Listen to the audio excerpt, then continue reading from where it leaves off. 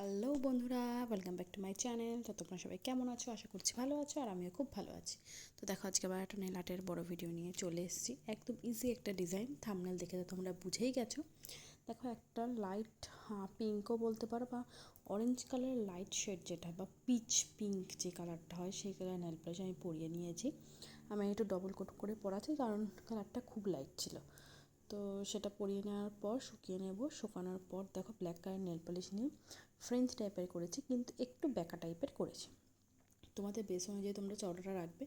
আমি কমই চওড়া রেখেছি, খুব একটা করিনি, বাট মোটামুটি আমার তোমার বেস অনুযায়ী আমি করেছি। ওপর থেকে নিচে একটা দাগ টাইপের টেনে নিয়েছি। তো দেখো, সেটাও পুরোপুরি শুকিয়ে নেব। শুকানোর পর ডটেড টুলস আমি হোয়াইট কালার নেল পলিশ নিয়েছি। নেওয়ার পর জাস্ট ব্ল্যাকের যে আউটলাইনটা আছে তার ওপর দিয়ে হোয়াইটে জাস্ট ডট ডট দিয়ে নেবো। তো তোমরা এটা টুথপিক দিয়েও করতে পারো, দেশলাই কাঠি দিয়েও করতে পারো। দেশলাই কাঠিতে অল্প কালার নিও, তাহলে দেখবে এই সেম ডটটাই আসবে। এরপর দেখো, ওটা পুরোপুরি শুকিয়ে নিয়ে, শুকানোর পর আমি টুথপিকে আজকে ব্ল্যাক কালার নেল পলিশ নিয়ে নিয়েছি। নেওয়ার পর হোয়াইটের ওপর জাস্ট ব্ল্যাক দিয়ে একটা করে ছোটো ছোটো ডট দেবো। তাহলে বুঝতেই পারছো কতটা ইজি ডিজাইন। আর হ্যাঁ, দেশলাই কাঠির দিয়ে ওটা হয়ে যাবে, আর টুথপিক দিয়ে তো আমি দেখিয়ে দিলাম, তো সেমই আসবে।